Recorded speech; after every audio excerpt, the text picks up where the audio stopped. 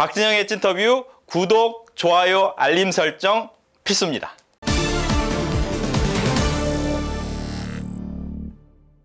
네, 마지막 코너입니다. 이 사람의 출사표 히든 포인트 시간입니다. 혹시라도 마음속에 가졌던 계획이나 포부, 그 계획을 이야기해 주신다면 저희가 마음껏 박수를 쳐드리고 또 응원까지 해드리겠습니다. 첫 번째 질문, 앞으로의 계획, 인생 계획도 있을 거고 회사의 대표로서의 계획도 있을 것 같습니다. 지금 단계에서는 저 인생 계획이 저희 회사의 계획인 것 같고요. 지금 단계에서는 그걸 이제 아직 아기 단계에 있기 때문에 그냥 일단 아직 저희 회사 이름이나 저희 제품을 다 모르기 때문에 좀 최대한 저희 회사나 이름과 제품의 좋은 점 그리고 긍정적인 점을 단기간 안에 빨리 알리고 싶은 게 저희 계획이고요. 그러기 위한 노력들을 계속 하고 있습니다. 이게 회사를 알리는 게 이제 인생 계획이다라고 하셨는데 문제는 이 회사라는 게 콘텐츠 사업을 하는 회사인 거잖아요. 그렇죠. 이 콘텐츠 사업이라는 것이 새로운 사업인데 많은 분들이 궁금해하실 것 같은 게 그런 거예요. 아, 콘텐츠 사업은 뭐가 힘들지? 어떤 게 힘들지? 이런 고민은 좀 있을 것 같은데 뭐가 제일 힘듭니까? 일단 막연한 거죠. 이 콘텐츠가 필요로 하는 것인가? 뭐 잘 될까? 얼마를 써야 할까? 얼마를 써야지 최적의 효과를 낼까? 이런 거가 가장 막연한 것 같고 이걸 과연 누가 살까? 볼까? 안 보면 어떡하지? 이런 고민이 계속 막연한 것 같고 저희 동종업계에 있는 분들의 모두의 인 것 같은데 그래도 이런 것들이 잘 필요해. 이런 것들이 어떤 게 필요하지? 이런 고민들을 늘 하고 있는 것 같아요. 그래서 실제로 그렇다면 우리가 만들 때 예산이 얼마인데 이 예산을 어떻게 조달할 것인가부터 해가지고 정말 A부터 Z까지 고민 안 되는 부분이 없는데 실제로 콘텐츠가 나왔을 때 시장의 반응이 냉랭할 수도 있고 그렇잖아요. 뭐 몇백억을 들여서 만든 영화가 실패할 수도 있고 그렇죠. 1,000만 원짜리 영화가 대박 날 수 있는 게 콘텐츠 업계이기 때문에 그런 막연함을 막 싸우는 게 늘 어려운 일인 것 같아요. 네. 특히 이제 콘텐츠라는 것이 과거의 콘텐츠 같지 않잖아요. 네. 최신의 기술을 활용을 하거나 아니면 누구나 볼 수 있게 관심을 갖게 하려면 또 다른 장치가 필요한데 네. 그러다 보면 콘텐츠 사업은 굉장히 돈 많이 들어가는 사업 아니야? 라는 생각을 할 수 있는데 실제 그렇습니까? 그러니까 그것도 시점과 관점의 차이인 것 같은데 많이 들어갑니다. 많이 들어가고 근데 비용이 없다고 해서 못 만드는 건 아니고요. 그러면 사람이 하는 일이기 때문에 어떤 그 주어진 비용 안에서 최적의 효과를 끌어내는 거는 결국 이제 프로듀서의 역할인 것 같아요. 어떤 사람한테 최고의 효과, 그 최고의 퀄리티를 뽑는 디자인 혹은 기술하기 위해서 동기부여도 해줘야 되고 그런 것들이 이제 저희 회사나 팀원들이 갖고 있는 거인 것 같은데 그러니까 콘텐츠를 이제 기획을 할 때 아무래도 이제 비용 생각을 안 할 수가 없는 것 같은데 주어진 예산 안에서 최적 효과를 내는 거는 늘 고민하고 있는 것 같고요. 회사의 사이즈나 이게 밸류를 좀 높이기 위해서는 아무래도 뭐 실제로 뭐 특수 효과라든지 아니면 기술이 많이 들어간 콘텐츠를 만들 때는 비용이 당연히 필요한 거고 저희가 그 두 가지 저비용 고효율 그리고 고비용 고효율 이 두 가지를 통해서 계속 고민을 하고 있는 건 사실입니다. 실제로 뭐 저희가 만드는 TV 시리즈 애니메이션이나 이런 것도 비용이 많이 들고 저희가 만들고 있는 제품이나 이런 것들은 그나마 비용을 좀 절약할 수 있는 부분이 있어서 그 두 가지를 병렬로 가고 있는 게 저의 지금 상황인 것 같고 비용을 조달하기 위해서 이제 회사 투자 유치도 좀 하고 있고 회사가 투자 유치가 되기 위해서는 저희가 갖고 있는 IP에 대한 강점이나 뭐 이런 그 성장 가능성을 계속 알려야 되는 과제가 있고요. 그러기 위해서 좀 더 좋은 퀄리티를 갖고 있는 뭐 IP도 만들어야 되겠지만 그거를 백업을 할 수 있는 다양한 콘텐츠와 저희의 장점 혹은 뭐 제품들을 늘 동시에 계속 함께 가는 숙제가 있습니다. 네. 보통 이제 말씀하신 것처럼 사업적인 측면에서는 더 좋은 기술 아니면 기술보다 더 발전된 무엇인가를 가지고 와서 비용을 써서 쓰고 싶은 마음도 있겠지만 보면 1인 크리에이티브를 하는 친구들 같은 경우는 저비용으로도 어느 정도 효과를 낼 수 있는 부분이 있는 거잖아요. 네네. 그 사이에서도 고민이 좀 있습니까? 네, 근데 제가 이제 키즈 콘텐츠 회사를 운영하고 있지만 저는 이제 에듀테인먼트라고 그러니까 엔터테인먼트와 에듀케이션의 중간 지점을 계속 찾으려고 하거든요. 근데 이제 적어도 교육적인 부분을 갖고 있는 재미를 동시에 잡다 보니까 예를 들어서 1인 크리에이터들 분들도 뭐 굉장한 분들이 많지만 결과적으로는 부모님들은 저거를 신뢰할 수 있어야 되거든요. 그렇기 때문에 너무 막 1인이 좌지우지하는 그런 콘텐츠는 좀 지양을 하고 있고요. 그래도 적어도 검증된 커리큘럼과 이걸 하면서 교육 효과를 생각한 콘텐츠를 만들기 때문에 저의 회사에서는 아무래도 그런 1인 크리에이터들을 통한 콘텐츠들은 좀 만들기 어려운 부분이 있고 대신에 이제 1인 크리에이터가 사람이 아니라 캐릭터화돼서 캐릭터가 알려주는 스토리텔러로서의 뭐 콘텐츠를 알려주는 역할로서 캐릭터가 되게 필요하고 그런 캐릭터들을 만들어서 그게 저희의 IP가 되고 그게 알려지면서 그에 대한 부가 사업을 통한 뭐 매출이라든지 홍보 효과를 기대를 하고 있습니다. 네. 키즈 콘텐츠 사업을 계속 하고 계시는데 키즈 콘텐츠의 매력은 뭡니까? 왜 내가 키즈 일을 계속 하나?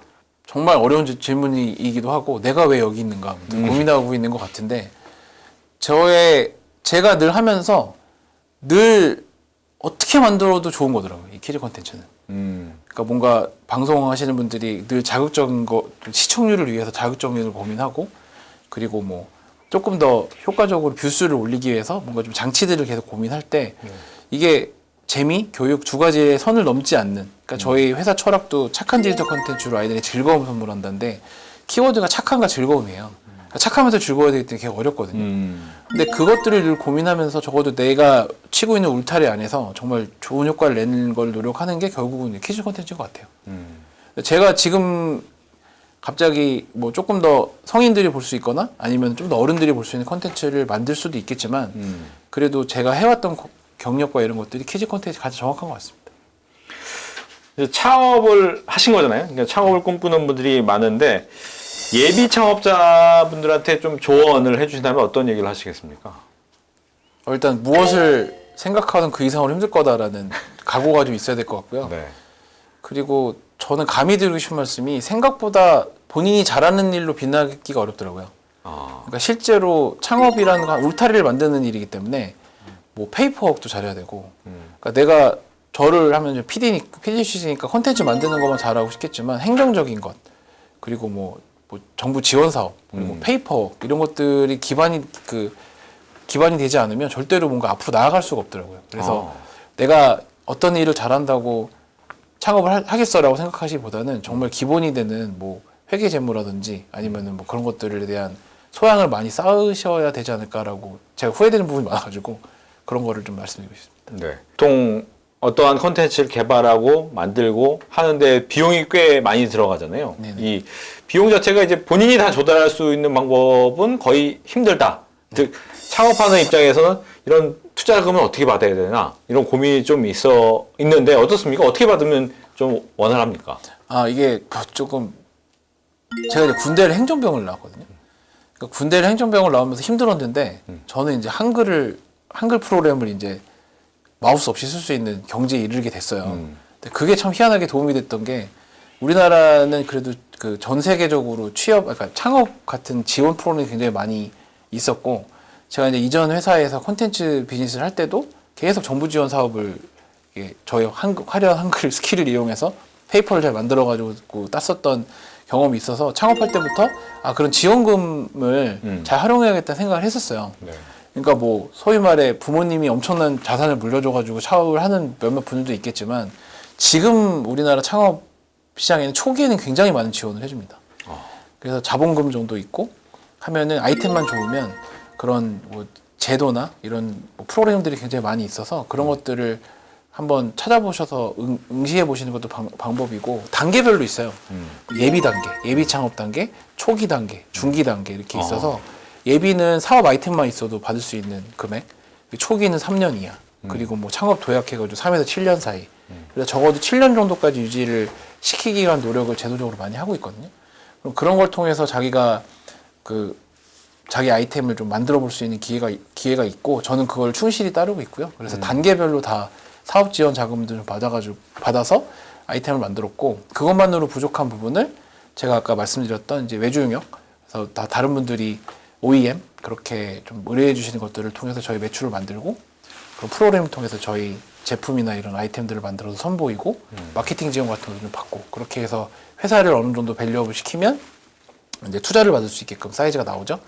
그러면 뭐 투자도 단계별로 있어요. 뭐 시드 단계 그리고 뭐 시리즈 A, B, C, D 가서 뭐 IPO까지 가는 단계가 있는데 그 단계별로 또 적합한 이른바 투자 하우스들을 만나보면서 우리 회사의 아이템을 설명하고 그리고 그 투자사들이 저희 아이템과 방향에 동의를 해주면 투자를 해주시고 이런 방식으로 회사를 계속 이끌어 나가는 거죠. 자체 매출만으로 살아남을 수 있는 회사가 되는 게 목표입니다, 사실. 네. 이제 창업이 아니라 이제 취업을 준비하는 분들 같은 경우, 예를 들면 대표님의 회사에 난 취업하고 싶다라고 생각하는 사람이 있을 거잖아요. 그러면 어떤 인재상을 원하십니까? 저는 뭐 능력보다는 인성인 것 같아요. 저는. 왜냐면 저희 업계와 특히 제가 하고 있는 일은 경력자가 많지 않아요. 그러니까 해왔던, 이거 해봤어. 뭐 예를 들어서 출판사나 뭐 소위 말해 방송사들은 선배까지 다 있잖아요. 뭐 이미 은퇴하신 분들까지도 선배고, 어떻게 보면 큰 그 스트럭처 안에서 약간의 스킬들만 바뀌는 건데, 저희 일 자체는 실제로 경력자들이 없기 때문에 저희의 상황에 맞게끔 잘 흡수할 수 있고, 그러기 위해서는 실력보다는 인성이 좀 더 중요한 것 같습니다. 인성을 보고 뽑는다. 그게 어렵죠. 정말 어려운 게 그거 같아요. 뭐 면접할 땐 누구나 친절하고 말을 잘하기 때문에 네. 그런 것들을 캐치할 수 있는 능력을 정말 저도 갖고 싶습니다. 근데 그래도 일하다 보면은 느껴지는 게 분명히 있고, 그런 부분들을 좀 저 스스로도 잘 하려고 하고 있죠. 알겠습니다. 취업인들이 그렇다면 인성 말고 또 준비해야 될 게 뭐 있습니까? 뭐 기본 스펙은 쌓으시는 게 좋고요. 아무래도 인성은 그게 갖춰진 상태에서 인성인 거지, 성격만 너무 좋아서는 아무것도 할 수 없는 걸 알고 있고, 저는 모르겠어요. 저 스스로도 그렇고 저희 팀원들한테도 계속 얘기하고 있는 두 개 단어가 효율성하고 우선순위거든요. 근데 늘 우리의 문제인 것 같아요. 우리가 지금 어떻게 하면 최대한 짧은 시간에 많은 것들을 하는 게 효율이고, 우선순위는 뭘 먼저 해야 하는가인데, 그 두 개를 늘 생각하면서 준비를 하면은 저는 어디서든 빛날 거라고 생각합니다. 그래서 내가 나의 우선순위와 회사의 우선순위가 같으면 베스트인 건데, 그게 헷갈리는 게 되게 많거든요. 그런 것들을 좀 늘 고민하는 그런 게 좀 있으면 아무래도 좀 빛날 것 같습니다. 네. 아마 이 방송을 보시는 분들은 뭐 취업을 준비하는 사람도 있을 거고, 아니면 창업을 준비하는 사람도 있을 거고, 일단 젊은 청년들이 굉장히 많거든요. 뭐 이런 사회에 나오기 전에 청년들에게 좀 조언을 해주신다면? 저는 제가 공부를 되게 막 열심히 해가지고 막 공부로서 해봤던 경험은 없기 때문에 감히 공부해란 말은 못하겠고요. 그냥 누구를 만나든 그 사람이 10년 후에 자신을 도울 수 있다는 생각을 했으면 좋겠어요.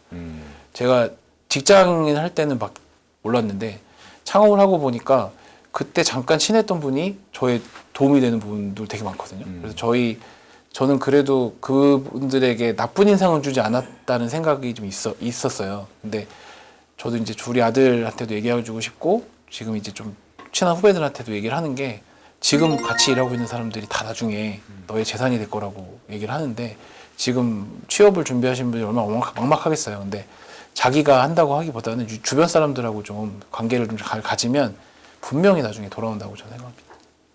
지금 뭐 퀴즈 컨텐츠에 대해서 계속해서 만들고 계시는데, 현재 앞으로 더 만들고 싶다, 고민하거나 구상하고 있는 컨텐츠는 어떤 게 있습니까? 그러니까 저희가 아무래도 회사 업력이나 이런 게 길진 않기 때문에 컨텐츠 매트릭스라고 해가지고 연령별, 과목별로 쫙 늘어나면 굉장히 많은 컨텐츠 영역들이 있어요.